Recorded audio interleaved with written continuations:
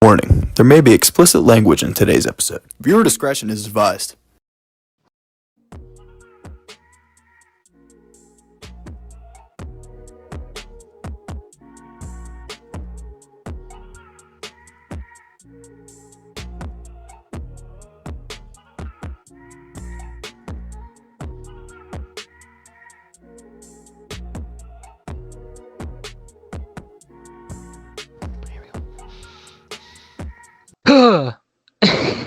I'm like hoping something happens live while we're.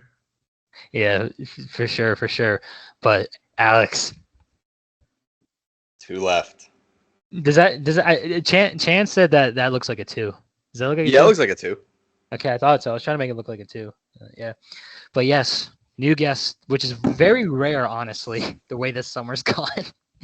For real. Our guy, Chant Boyd. You may have seen him on our TikTok when we asked him about the Super Bowl twice. Yeah, he did work at our dining hall. But Chant, you informed us you're going back to school. Would you like to tell us about that? Yeah, man, I'm going back to school this fall in Jacksonville, Florida. Going into the Fire Academy. So my last day is this Wednesday, and I start school when you guys start school on the 26th. So I'm excited, sad to go. Miss a lot of you guys and everything. So, but new chapter, man. Gotta get it going, man. So, like I said, absolutely. Can always do this remotely. If you guys have need someone else to hop on again, man. But absolutely, oh, for sure, absolutely. Miss you guys. But yeah, hey, I'm a man of my word. Alex, I told Chan eventually we will get him on the show, and here we are. Oh yeah, here we are. But yeah, every time we go in, dab him up, say what's up, talk about football, literally every day. I'm a Jags fan. Yeah. Yeah, there you go. Gotta rip. I have the jersey right here. I'll throw it on if I need to. If it's up to you, it's you because I'm gonna be ranting here in a second because I'm not too happy.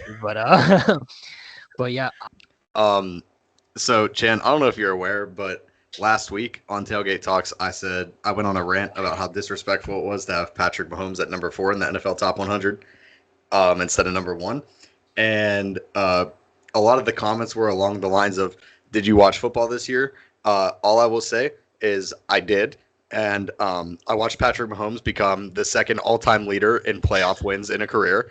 He is now 9-1 when trailing by 7+ in the playoffs, and he won his 3rd Super Bowl in 5 years. So yes, salty Bills and Bengals fans, and probably Niners fans, I did watch football this year. And I hope you did too. Bill fans as well out there.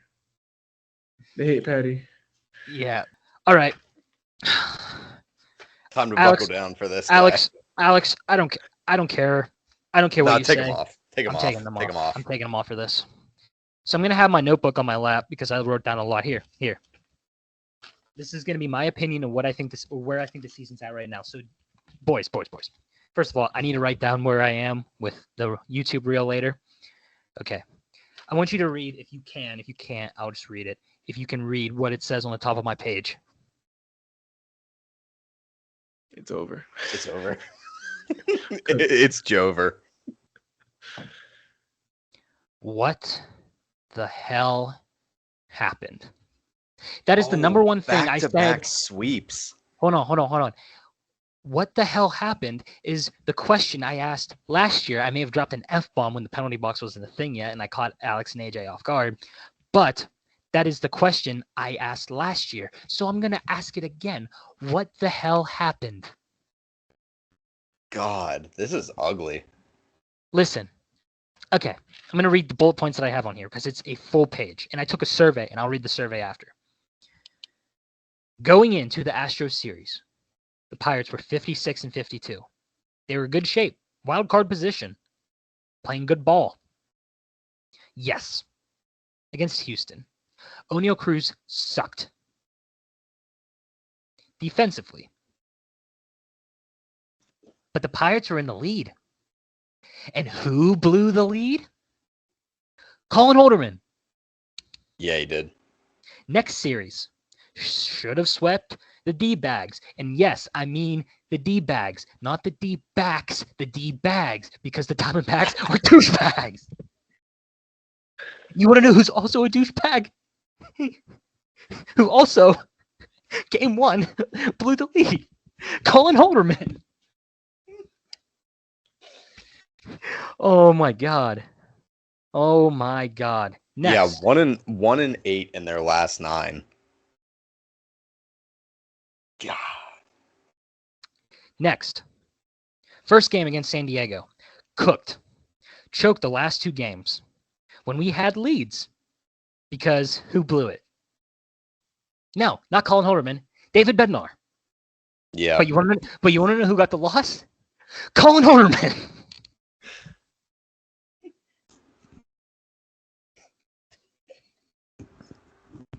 Pain. I can't. I'm done. I can't. It's not the end of the rant, but I can't. I can't with this team anymore. I can't. I can't. I can't.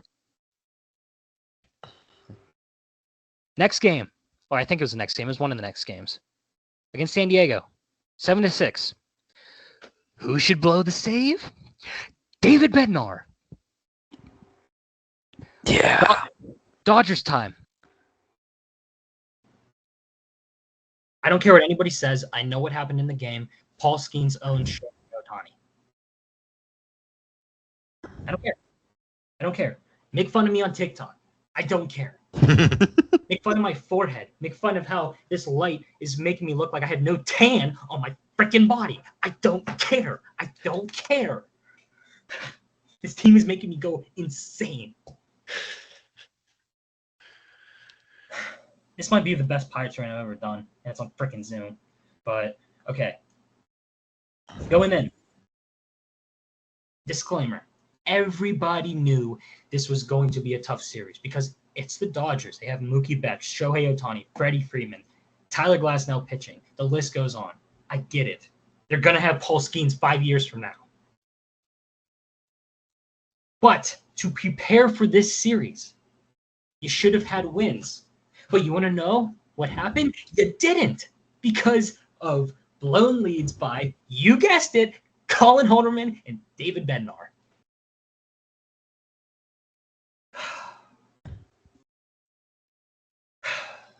First 2 games sucked. The last game, Kutch literally carried. He had 2 two-run homers. And Brian Reynolds, still the guy. But that last game, guess who blew the friggin' game? Alex, would you like to guess who blew the save? I would like to imagine it's either Colin Holderman or David Bednar. Bingo! You guessed one of the names right. David Bednar. Jesus. But, there is a but. He did pitch 2 innings, which you think, oh, he's struggling. Why did he pitch 2 innings? But guess what? This was the only time from Derek Shelton that I realized that he was playing to win that game and not thinking about the future. Yeah, you need to think about the future. But correct me if I'm wrong, gentlemen. If you are prepared to win right now, are you thinking about the future? No. Really? No. No. And all season, this actually came from my dad, and I agree.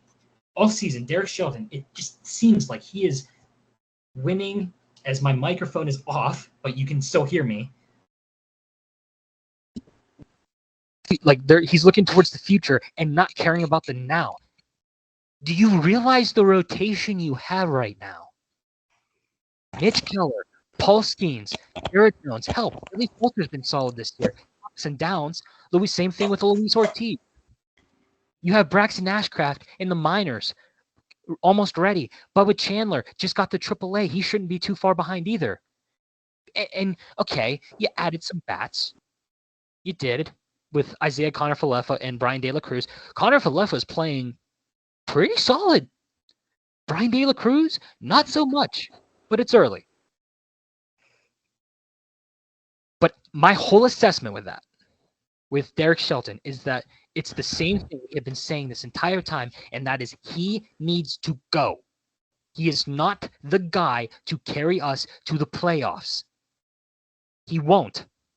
But Ben Cherington loves Derek Shelton, so guess what? It's not going to happen. So we might as well just say the take that we have wasted the best rotation we have had possibly in 30 years.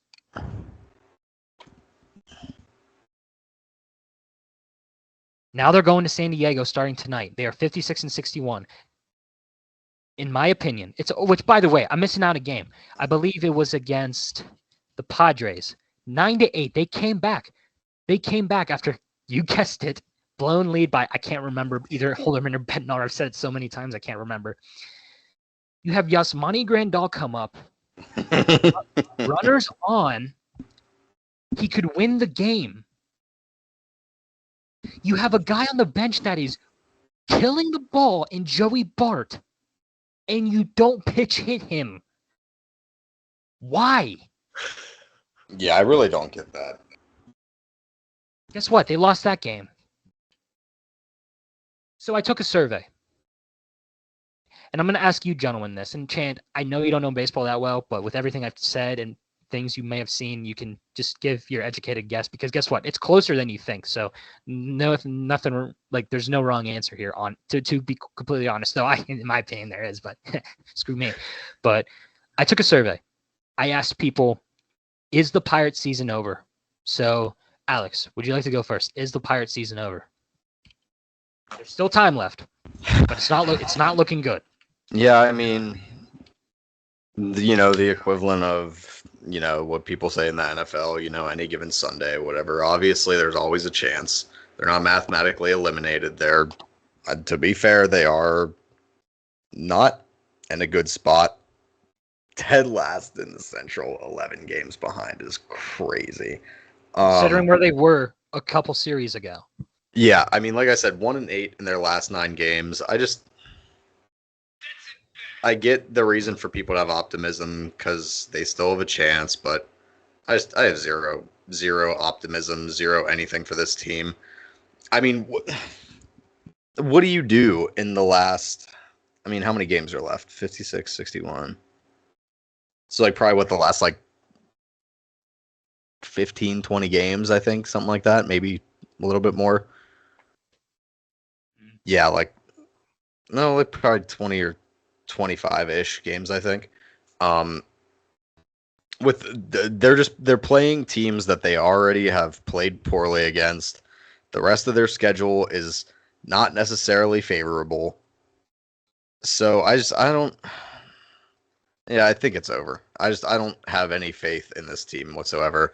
I don't have faith in Derek Shelton's decision making. It's over. Chant. Now to add on to what he just said, so you just said they're probably going to play teams they've already played poorly against. How many more games do we have left in the season? It's 40 or so, I think. I'm not 100%. Yeah, I mean, they've got, just coming up, they've got series against the Padres, Mariners, Rangers, and the Reds are their next 3 series. How do you really, they just got swept by the Padres. How do you really think this team is going to perform? 1-3. So basically they're going 1-3. Yeah. In the next, or 1-2, basically. Yeah. That ratio don't look good for 40 games. You know what I mean? That sounds like in 40 games you win in 15 games. Exactly. If that, and then after the Red Series, they've got Cubs, Guardians, Cubs, Nationals. Yeah, it's getting cooked. It really is. It's bad. So with that evidence, I would think the season would be pretty much what can we do next season? Kind of, you know what I mean? How do we reload and restructure and do whatever we can? Yes. I mean, this team could realistically have one of the most monumental landslide finishes to a season. With the way their schedule ends, they seriously could go on an unprecedented level of bad play to finish the year. Yeah, but so this is the answer. This is the results to the survey. So you two are on the yes, it's over. The people that said yes, my brother, Benny, Haley. Everybody remembers Haley. Shout out Haley. Shout out Haley. My guy Mike on the baseball team. Alex Harps, he was on the show. The guy that's on next week, Justin Mcgonigle. I texted him. Shout out Justin. I asked him.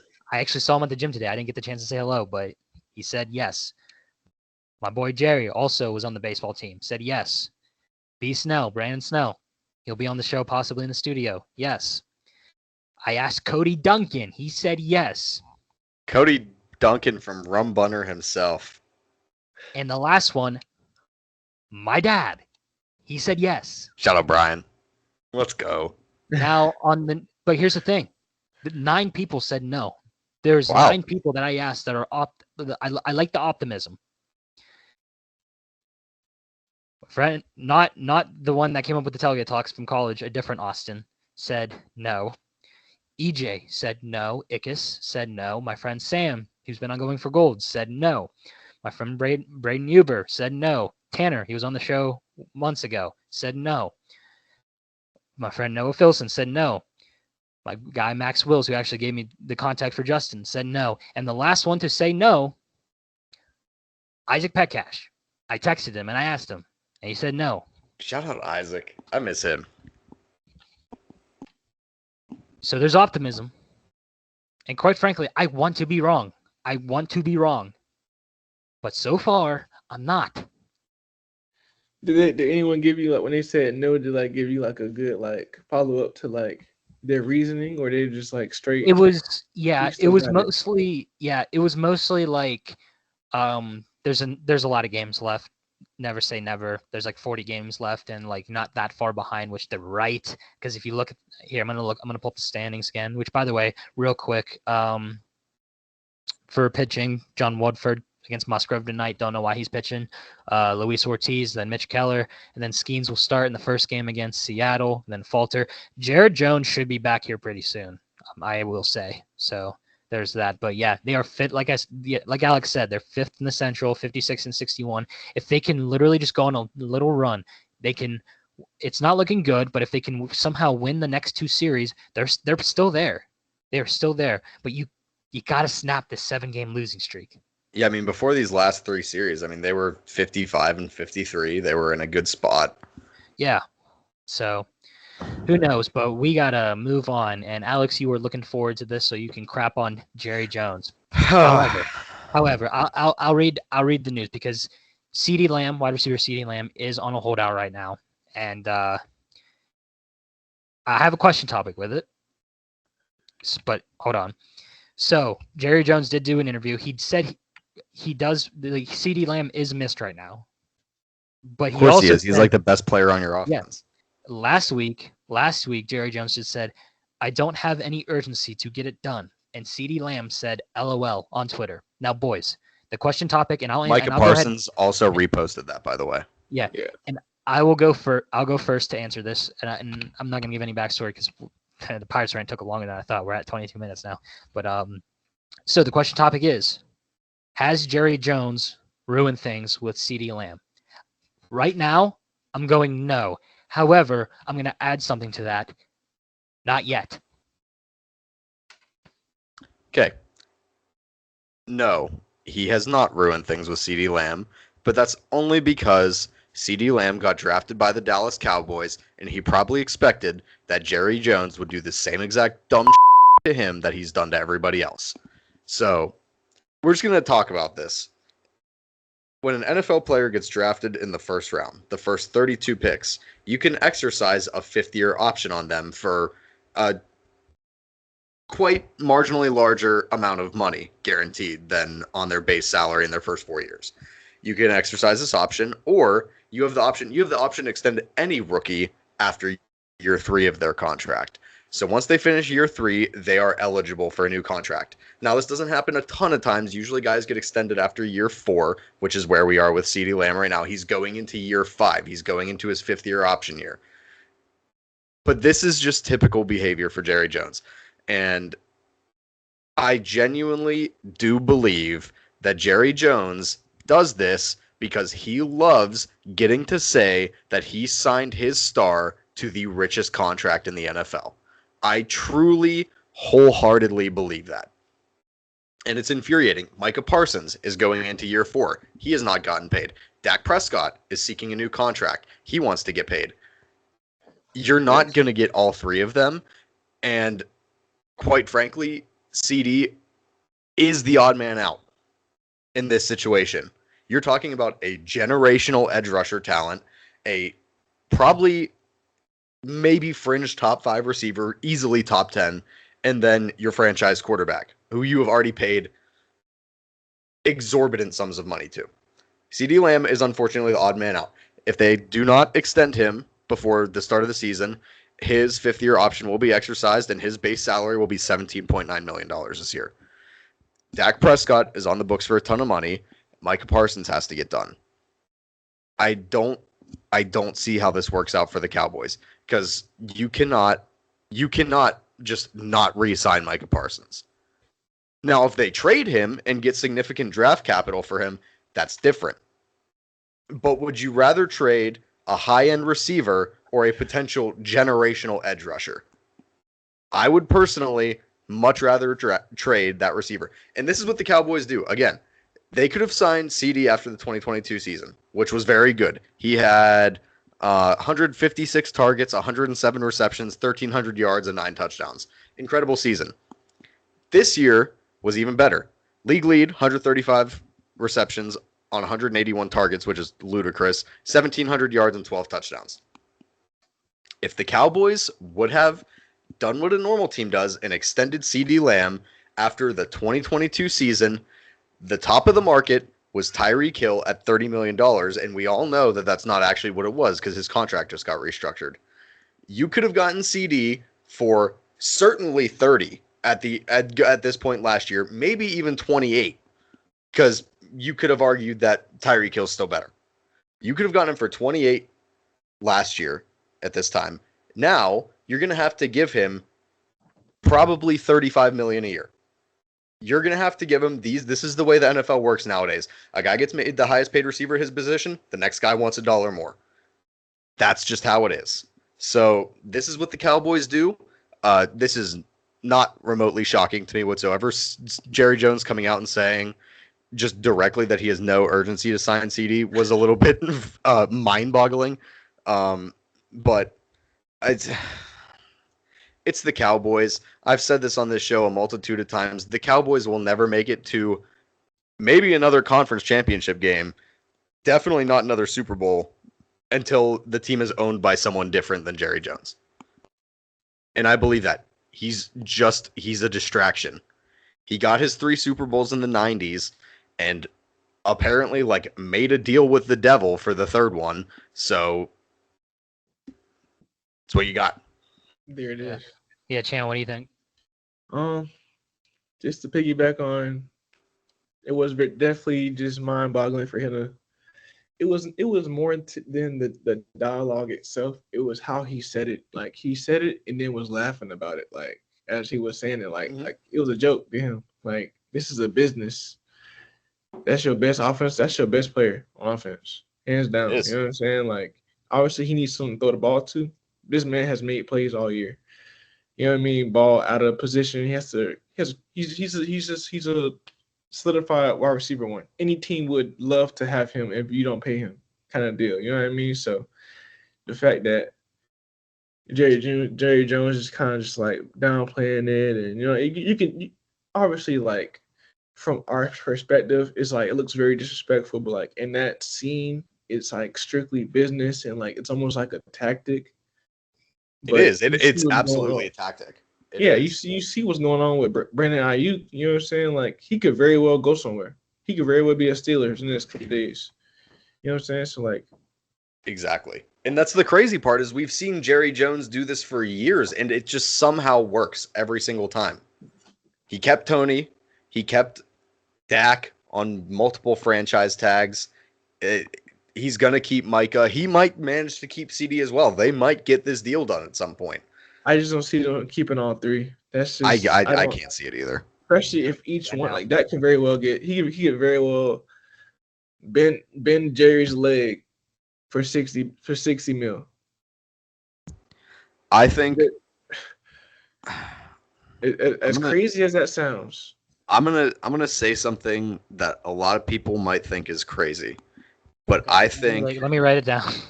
I think that Dak Prescott's next contract will be with the Cowboys, and I think it will be something along the lines of 3 years, $185 million fully guaranteed. yeah, Like 62 million a year fully guaranteed. I seriously do believe that. Now, 3 years, 180 plus fully guaranteed. So Okay. now let's put it into like perspective as a next person up, like you're saying, like I want the next. You know what I'm saying? With quarterbacks is different, and you can argue Trevor Lawrence is a prime example. If he doesn't work out, then you know what I'm saying. Then they might look at some things differently. But if that gets 62 million, realistically, the next person that's gonna come up is gonna be someone out of the drafts. What? Last year? You know what I'm saying? Like in the last couple years, who is that? You know what I'm saying? Like who's gonna get picked? Who? Not to mention if Dak would have gotten extended again like a year or two ago, market value was like 45, 50 mil. Exactly. And that's the thing, like people they're waiting and then like really getting bit in that, like in the butt. You know what I'm saying? Like the whole Brandon Ayuk thing, they could have got him for 28. Exactly. They could have got him for 28. Now he just turned down 32 with the Patriots. Exactly. You know what I mean? Like 32. Like I get it. He wants to be somewhere specific. You know what I mean? But yeah. Like, what is CeeDee go at? You know what is he gonna ask for? You know what I mean? It's just I just don't see them getting that thing done on all 3 points. Now, if this is not going to happen, this is absolutely not going to happen. I'm prefacing that now. But with the CeeDee issue going on, could you imagine if we all woke up and the first thing we saw on our phones was an ESPN notification that CeeDee Lamb had been traded to the Kansas City Chiefs for a first-round pick? No. Please, no. It's not going to happen. Please, but no. Imagine why wouldn't it happen? See, I just don't think. Okay. So this is my one issue with CeeDee to Kansas City, and this is a pretty widely accepted thing, and I honestly think it's bad business for Kansas City, because I do believe that Kansas City, with the structure of their team right now, you'll probably lose Chris Jones and Travis Kelce to retirement or a new team at some point in this time period. But I truly do think the Chiefs have like a 5 to 8 year window with their current contract situation and their current salary cap situation to be like the genuine Super Bowl favorites. Yeah. Like they have the next 5 to 8 years, arguably, the way they're structured right now, because they have to pay their big time like young defensive players. They let Snead go, but they're gonna have to pay McDuffie. They're gonna have to pay. They might pay Drew Tranquill at some point. They're gonna have to pay Nick Bolton. You know, they're gonna have to pay Karlaftis at some point. Who knows how much he'll end up netting? What he turns out to be, we don't really know fully yet. But I don't think that Brett Veach and Andy Reid would want to mortgage the next like 6 years of their salary cap for a guy like CeeDee Lamb when they're already kind of in a position right now. And even on the offense, you'll have to pay Creed Humphrey, you'll have to pay Xavier Worthy, you'll have to pay a couple of those guys. Last thing I'll point out about CeeDee is that his targets, receptions, yards, and touchdowns have gone up every single year of his career. So he's nasty. There you go. But no, I don't hate the Chiefs. I was just reacting just because. Yeah, no, I genuinely don't think it would happen, but it would be crazy. But all right. Chan already mentioned it real quick. Let's mention it. The latest on Brandon Ayuk. So this is what we're going to do on this show. We're not going to say anything until it's official if he's traded or not. We're going to wait until Shefty or Rappaport says it. Yep. Because guys, listen. Andrew Filipponi is not a reliable source. I am tired of seeing him in my Twitter feed. I am so tired of it. I cannot stand it. I don't even follow him. Get him out of my Twitter feed. Block him. I did. I'm about to. Don't trust anything from 93.7 The Fan. Don't trust anything from Filipponi. Don't trust. Here, I'm going to go down the list. Don't trust anything from Filipponi. Don't trust anything from Mark Madden, which, by the way, the second something's... Here's the thing. Listen. We already talked about Kenny earlier, but here's the thing. The second something's written about Russell Wilson or Justin Fields and people start too quick to defend them, as they should, because it's probably false. But if that happens, I will be coming onto the show and saying, so now we don't believe Mark Madden. That's what I'm saying. So, and Dulac too. Yeah, Jerry Dulac. I mean, yeah, he's kind of a boomer. I'm not gonna lie. But yeah, so I'm just looking and just want to get through stuff so we can just wrap things up quickly, which we got a decent amount of time. But I'm gonna get this out of the way. Our seeds for the 2024 Rapid Fire. Shut up. Fire. So, yes, the number 1 seed is the guy that went back to back. Is Alex. Number 2 seed. Number 2 seed. It only makes sense because he was the runner-up last year. Is AJ. Next is Bryce because he was the next man up. Landon, he'll be a little too busy for this rapid fire season, so he's out for this year. That's literally the reason why. Next is moi. Then EJ. Then Dom. The only reason Dom is number 6 is because he's new to it and he's first year rapid fire. Next is Haley. We got Haley to do it, and then we got our friend Emma, who's on our TikTok a couple times. That's Emma, by the way. So same as last year. Week 15 starts the playoffs. First 14 is the regular season, and I will reveal the schedule later. So there is that. And me and the Chiefs are both repeating this year. Shut up. But let's go. But all right. Let's get some college football out of the way. I think this will be quick and easy. So try to keep your takes a little bit on the. So we have some time for preseason and Haason Reddick because that's ugly. But yes, the preseason top 25 did get released. So coming in at number 1 is Georgia. 2, but understandable. 2, Ohio State. Number 3, Oregon. Number 4, Texas. Number 5, Alabama. I just want to put this out there. September 28th. Watch their game against Georgia. That's going to be a very interesting game. Yeah. 6, Ole Miss. 7, Notre Dame. I like that Ole Miss one. 8, won't be 8 or lower all year. Penn State. 9, Michigan. 10, Florida State. 11, Missouri. 12, Utah. 13, LSU. 14, Clemson. 15, Tennessee. 16, Oklahoma. 17, Oklahoma State. 18, Kansas State. 19, Miami. Yeah, it happens every year. 20, Texas A&M. 21, Arizona. 22, Kansas. 23, USC. 24, NC State. And 25, Iowa. Remember when Miami was number 2 and, you know, who would beat them last game of the year? Which people don't know. No, it was not Kenny Pickett's first game at Pitt. It was his second. He did play against NC State. He actually had to throw. I think he had to throw a Hail Mary against Syracuse because Max Brown was hurt and Ben DiNucci's helmet fell off the play before, so Kenny had to go in. Nooch. He signed with Bills. Good for him.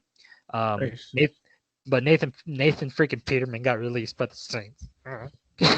I think it's actually really ironic that Miami and Texas A&M are right next to each other at 19 and 20 because these are the 2 teams that are exactly the same in terms of being ranked and always kind of everyone being like, oh no, like this is the year where they put it all together. Like this is the year where they turn out being good and everything. And then they always both disappoint. So I think it's really funny that they're right next to each other. I think it's really appropriate. Quick first thoughts, just glancing over it. Actually, this is probably my favorite preseason top 25 in a while for college football. I really like the Ole Miss pick at number 6. I think they're deadly dangerous with Jackson Dart. I think he's going to rise up a lot of draft boards this year. Notre Dame could be pretty good depending on Riley Leonard's health at 7. Penn State's always in the top 10 preseason. They'll lose to Michigan and Ohio State, and it'll be all back to normal by then. Do they play them this year? They don't play Michigan this year, I don't believe, actually. I'll look it I up. like Which, Florida State. by the way, I do want to put this out there. There was a video of James Franklin going crazy with his player for media day. That was funny. I don't know if anybody's saying okay. I just want to put this out there. I hope to God Penn State crushes the first team they play because they play West Virginia. That is the one team I'm rooting. But Alex, call me crazy because they do play Ohio State and they will lose that game. I think Penn State's not going 10-2 this year. No, I think they could go 11-1 this year. Yeah, they're going to lose to Ohio State. They're going to lose one game. They're not going undefeated, so stop it. But I think they are better. They're better than USC. I'm going to put that out there right now. They are better than USC. Oh yeah, for sure. I think Ohio State and Oregon are in the top tier of Big Ten football, and then right below them is like Penn State, Michigan, and probably USC at 5. So the only thing I would do, obviously, this is actually completely unbiased. I actually would flip Penn State and Mizzou and put Penn State at 11 and put Mizzou at 8. But I'm big on Brady Cook and I'm big on Luther Burden. So I know not everyone is, but I think that they're an insane duo, and I think they're going to be really good together this year. I actually like Clemson's ranking for once because Dabo Swinney still refuses to get with the times.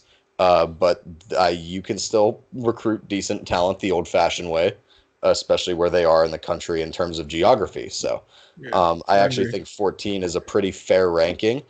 15 is going to be interesting with Nico Iamaleava, or however you pronounce his name, at quarterback. In the Heupel offense, I think he'll be good. I like Zona a lot at 21. Keeping Noah Fafita from entering the transfer portal was pretty big. Kansas with Jalen Daniels and Devin Neal. I like that a lot. Yeah, dude, honestly, I do. I like this preseason top 25. It doesn't look awfully different from what I would put. I have a couple sleeper teams, Nebraska, Colorado, Kentucky and Auburn, who are also receiving votes. Yeah, I'd like this, though. Wisconsin. I think Wisconsin got a little disrespected not being put in the top 25. Liberty Flames getting 32 votes. Here we go. Yeah, I like it. I like this. Yeah, but all right. Sorry, we gotta move on. But gentlemen, there's another rant I wanna. It's smaller. Don't worry, it's smaller. But there's something I want to talk about. Pat Narduzzi. God, here we go. Years ago, Pitt lost to Penn State 51-6. One of the worst games I've ever been to. I was there.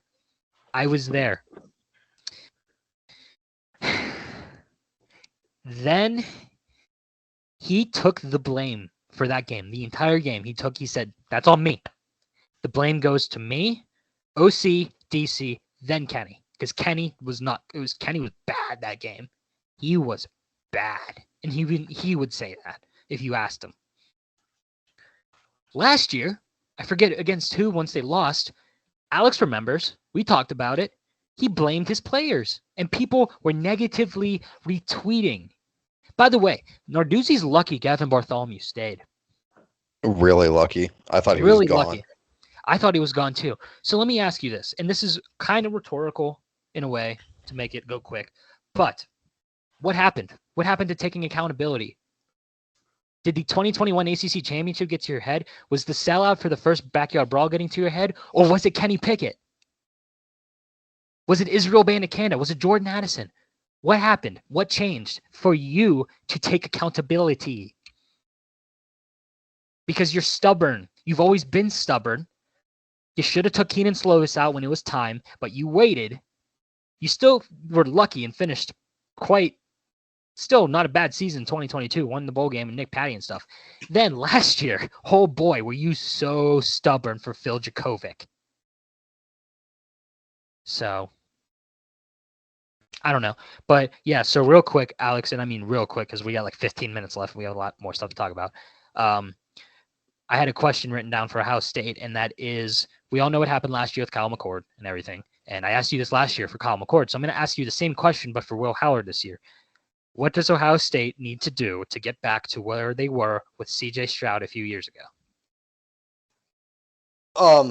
So something that I've been kind of hounding on for Ohio State and for Ryan Day in specific, being the offensive play caller most of the time for his time at Ohio State. First of all, obviously you have to perform better against top 10, top 5 opponents. I believe Ryan Day is now like 1-6 against AP top 10 opponents in his career at Ohio State, which is not good. But you gotta be willing to use the quarterback run game a little bit more. This is a new era of college football. RPOs are huge, screens are huge. Zone read option is still relatively popular. Obviously, we've got teams just flat out running triple options still, but that's obviously not popular. But I'm going to say this. I believe I texted this to our group chat, Mike, the other day. When Will Howard first committed to Ohio State and went there for the first time, he was weighing in. Let me look up his height while I'm at it. Will Howard.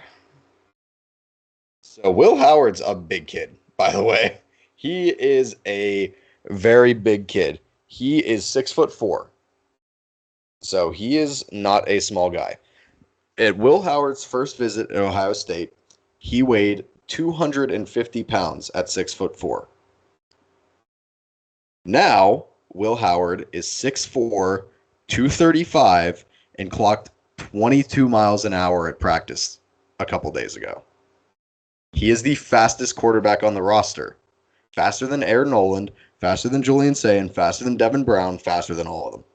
So I said last week that it's very possible that we could see Julian Sayin take over at some point in the season if Will Howard is struggling. But if Ryan Day can let Will Howard run the ball a little bit and just, I mean, can anyone complain about handing the ball off to Travion Henderson and Quinshon Judkins? Like, seriously, tell me who would be mad about that. So you got those two guys. You've got the threat of Will Howard's legs. You've got Jeremiah Smith, who, by all accounts, Jim Knowles, our very good defensive coordinator, said, you should be terrified if he's in a one-on-one situation. You basically should just close your eyes and pray. So if Ohio State, if Brian Hartline, I mean, come on. Brian Hartline's ability to recruit receiver talent and like find good players is unbelievable. So if you can just take advantage of your more experienced offensive line who grew a lot last year, hand the ball off to probably 2 top 20 running backs in the entire country, and let Will Howard use his legs, I don't see a problem at all. Yeah, facts. But Chan, real quick, how do you think Clemson's going to do this year? How do you think it's shaping up? Obviously, good spot being number 14. So looks like so far It's a borderline playoff team. Yeah, they're in pretty good shape. I think I was kind of touched based on, like, kind of working your way out of being conservative as far as like how you pick up players, how, you know what I'm saying, the game style, like the game itself nowadays is like evolving where you need a dual threat quarterback. You know what I mean? That kind of has to be a part of your team. Your quarterback has to be able to maneuver and make plays when things aren't likely for them to, you know what I mean, convert, get yards, things like that. So I think I'm hopeful for this season. I haven't done too much research as far as the recruiting class and everything this past year, but just how everything went last year, I kind of already see what needs to be improved. So, and I'm sure obviously the team itself knows, you know what I mean, that we have to keep up with the new generation. You know what I mean? So we'll see, man. Like I said, 14 is a good spot. It's not like a lot of pressure to, all right, we got to hold this spot and, you know what I mean, hold our standings, we in top 5, you know what I mean? But like, it's more of a, we have to prove ourselves because we've dropped more than we have in the past 5 years. You know what I mean? So hopefully they come out with a chip on their shoulder for sure. Yeah, I for definitely sure. see it happening. But all right, we got to move on. Let's get this out of the way because it's ugly. Haason Reddick requested a trade from the New York Jets. I almost said Giants. Same thing. So this holdout has now gotten in ugly and embarrassing territory. So, for context, the Jets sent a conditional 2026 third-round pick to the Eagles to get him. So, he requested the trade. Now, this is what GM Joe Douglas said. We have informed Haason that we will not be trading him, that he is expected to be here with his teammates, and that he will continue to be fined per the CBA if he does not report. Since the trade discussions back in March, we have been clear, direct, consistent with our position. Our focus will remain on the guys we have here as we prepare for the regular season. They stood on business on that statement, but quite frankly, guys, they kind of buried Haason Reddick there a little bit. Like, I would have been embarrassed if I saw that, honestly. Yeah, I mean, I don't know why you would trade for a guy that, like, you're going to struggle to pay in the first place. Mm-hmm. Like, he's going to snag a hefty price tag for what he's done. And quite frankly, your defense is already really good. I mean, just looking at the Jets' depth chart, I mean, Will McDonald, their first-round pick from last year, could easily slot in.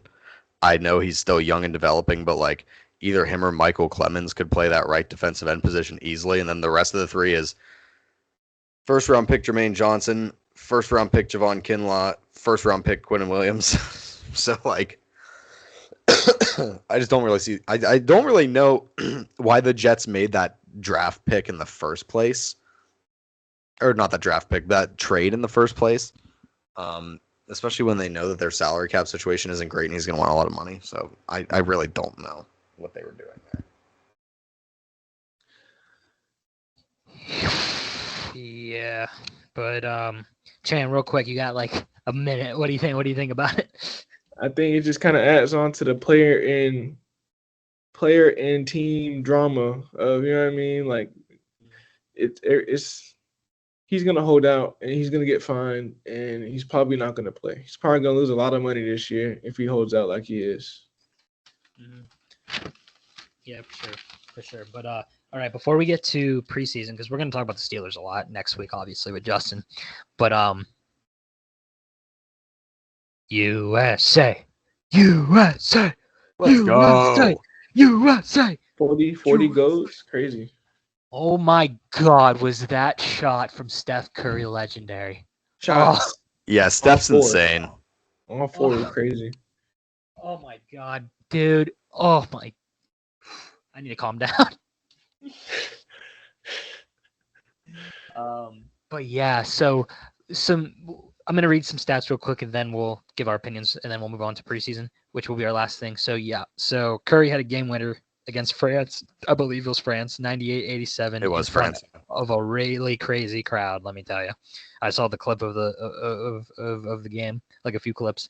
The U.S. women's soccer team, dub, 1-0 against Brazil. Dub. The ladies got it done.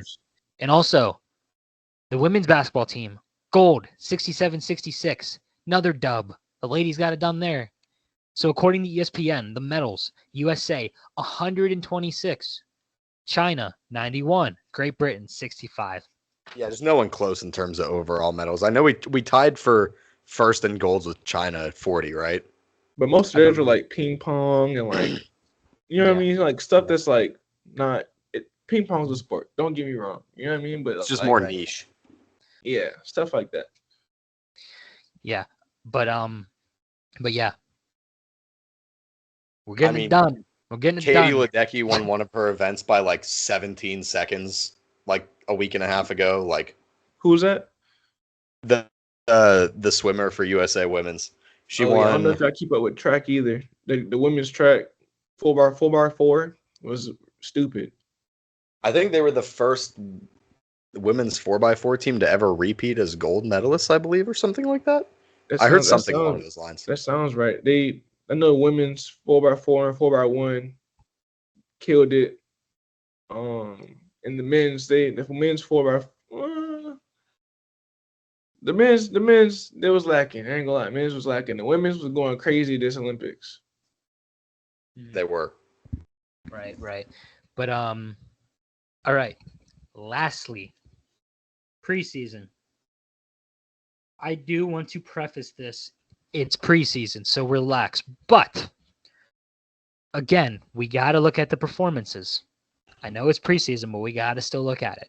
And to be quite honest with you, Justin Fields did struggle. He did. 2 fumbles, got him back. Bad snaps. Centers, that was the issue. But also, for anyone with a problem with Justin Fields, I will ask this one simple question. When in your whole entire existence have you seen Justin Fields take a snap under center? that too. Like never. But still though, it did seem like he did struggle with those. And quite frankly, say what you want about Mike Tomlin, but I agree with what he said. The negatives did unfortunately outweigh the positives. I mean, yeah, first of all, obviously you lost. Yeah, you lost. And take the fumbles out. Just take them out, right? And a couple other things. Fields was all right. The run game looked really good. It did. It did. Like I the line- think the pass which is game no could have been more shocker. consistent overall. Yeah, I think the run game mixed in with the play action will work well for us. I was really happy with the O-line for how they performed. I thought they were pretty good out there. Kind of minus the centers with the 2 fumbles. Yeah, I mean Zach Frazier looked good, but I don't know about the other guys. Yeah, the fumbles were a little iffy, but yeah. Listen, he went to WVU, and I hate WVU, but I am a big Zach Frazier guy. He's an animal. Also, I'm only saying stuff from what I read. I was at work during the game, so leave me alone. Roman Wilson thankfully didn't tear his ACL on a jet sweep in camp, so he Thank looked God. good. Thank God. Yep. But yeah, so we'll see if Russell Wilson makes his Steelers debut this week. They playing Buffalo? Yeah, I believe so. They just got clapped by Chicago. I know that much. Yeah, they did. Hey, all the first round rookie quarterbacks looked pretty good in their first game. Yeah. So Yeah. JJ McCarthy, he had a good little performance. Yeah. I noticed seeing that. Yeah, for real. But yeah, so everybody relax. It's preseason.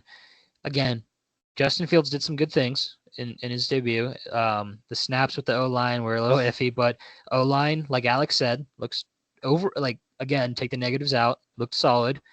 So really, if you take just a couple of the negatives out, Steelers are fine. The Texans are just really good. Let's be real. They are. So yeah, so we'll see what happens. But yeah, so Chan, real quick before we go to the last question topic, how did you think about what do you think about the Jags versus Chiefs game? The one takeaway I got from it is Mac Jones still sucks. Mac Jones, man, I think. I don't know. He was 9 for 11 for 98 yards. He was throwing dimes. I'm kidding. I'm kidding. He had 1 sack.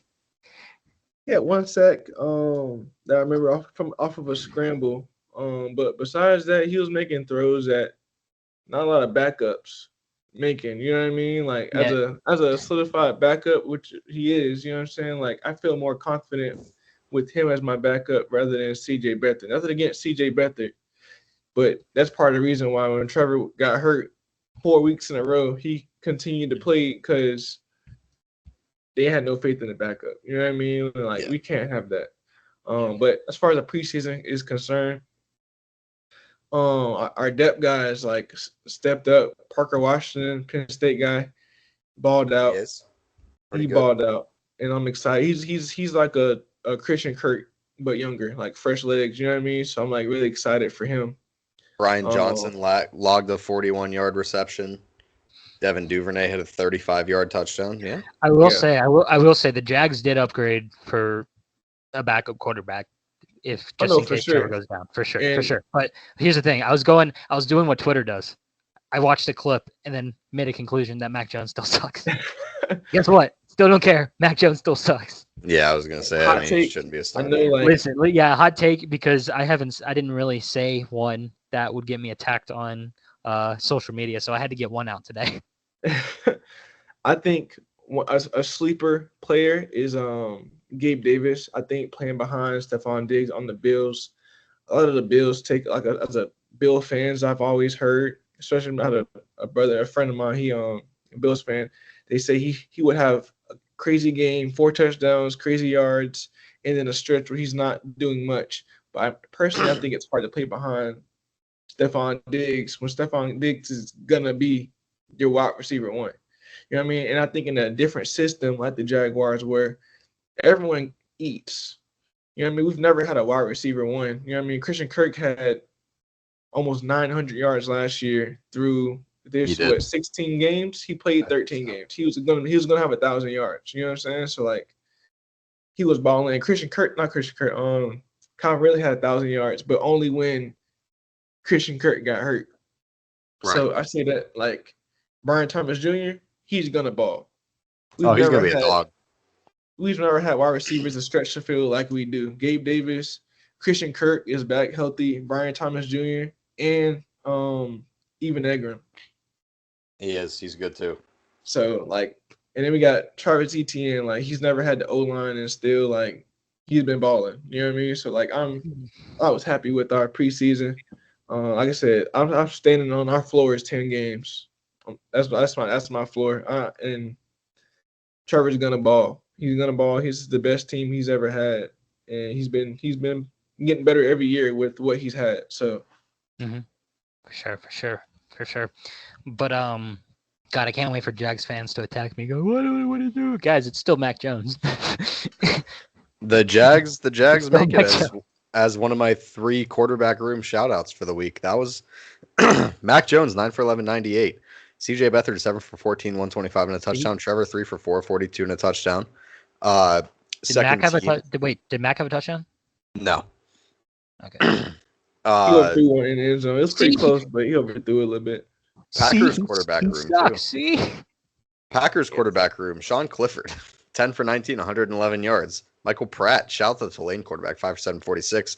Jordan Love, 2 for 2, 63 and a TD. That's pretty sick. In the final one, the Denver Broncos, can't believe I'm saying this.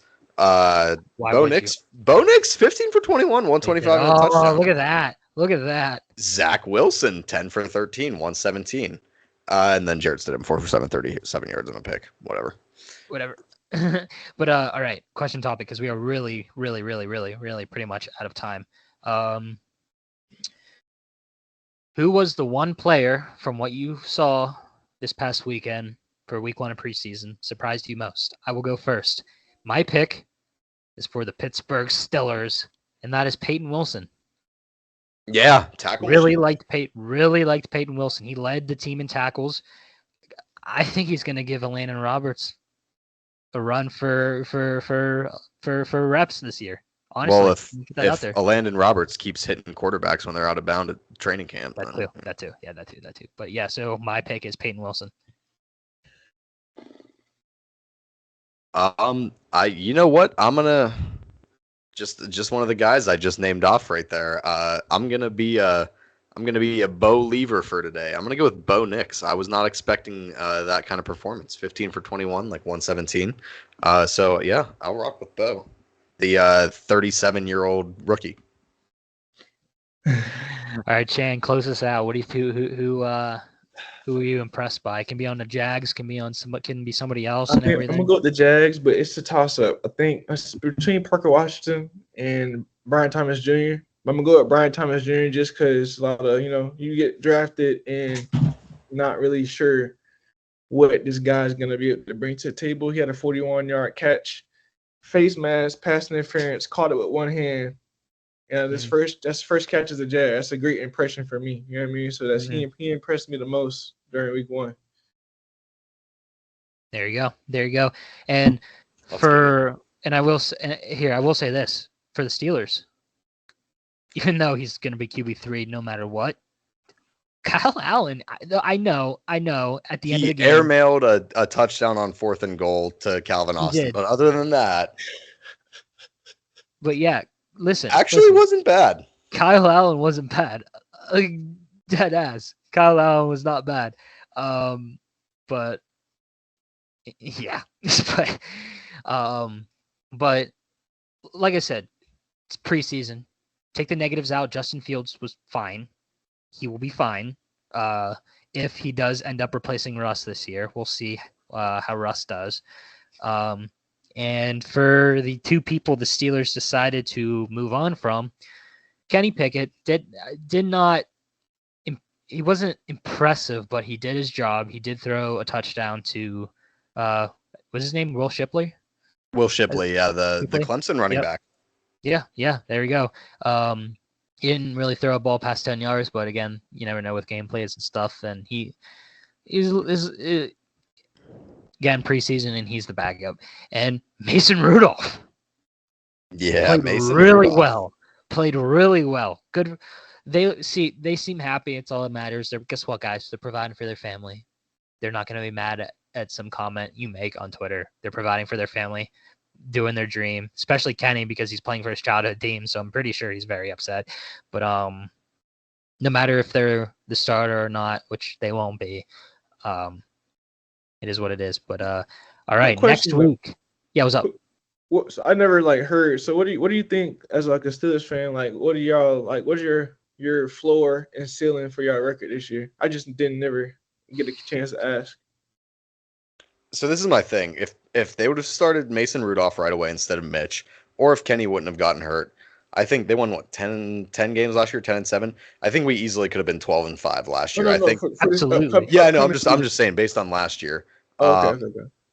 They easily could have won 2 more games than they did last year.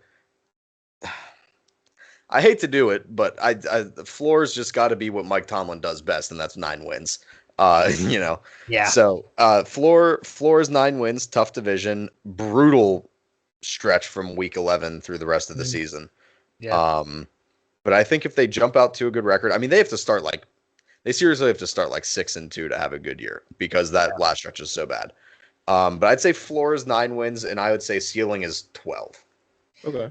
For the floor, I'm gonna go one more up than Alex. I'm gonna go with the same record they had last year, 10-7, and then for the ceiling, also I'm gonna keep what Alex has said. I'm gonna go with 12 wins. We'll see what happens. Okay. Man. But speaking of the Steelers, next week, Justin Mcgonigle, owner of Steeler Nation, will be on the show. We will be talking about Let's a go. lot of things Pittsburgh sports. So Chant, thanks for coming on. Good luck at going back to school and stuff. You got any more closing remarks? Just thank y'all for having me, man. And like I said, if I'll let it do it again. Like I said, I'll be in a different state, Absolutely. different area, but sports is universal, so I'm always be happy to join. Hell yeah. Hell yeah. And my closing remarks is Mac Jones still sucks. All right, Alex, go ahead. My closing remarks are the same as always. Good night, America. That was actually kind of smooth. I'm not going to lie. That's what I'm talking about.